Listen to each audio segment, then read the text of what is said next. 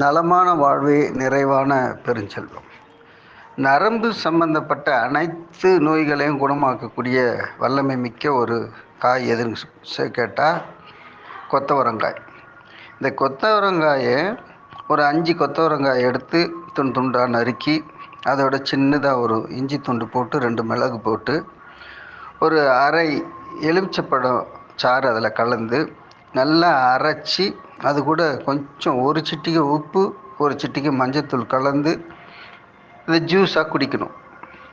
வெறும் வயிற்றில் குடிச்சிங்கன்னா நல்ல பலன் கிடைக்கும். அப்படி சாப்பிட்டா என்னெல்லாம் நமக்கோட பிரச்சனைகள்லாம் தீரும்னு சொன்னால், தலைவலி திடீர்னு வரக்கூடிய அந்த தலைவலியை குணமாக்கக்கூடிய ஆற்றல் இந்த சாருக்கு உண்டு, இந்த ஜூஸுக்கு உண்டு. அதே போல் ஒற்றை தலைவலியை குணமாக்கும். சிலர் எப்பவும் காது அடைச்சிக்கிட்டே இருக்குது, கும்முன்னு இருக்குதுன்னுவாங்க. அவங்களுக்கு அந்த சிக்கல் குணமாகும்.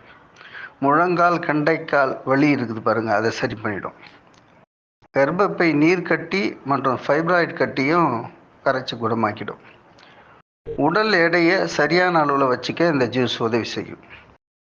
தைராய்டு நோயை குணமாக்கக்கூடிய ஆற்றலும் இதுக்கு இருக்குது. இரத்த மூலத்தையே குணமாக்கும்.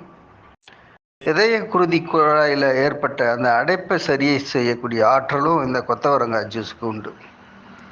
இதில் சிறப்பு என்னன்னு சொன்னால், உலகத்திலேயே அதிகமாக அந்த கொத்தவரங்காய் இந்தியாவிலையும் பாகிஸ்தான்லேயும் விளையுது.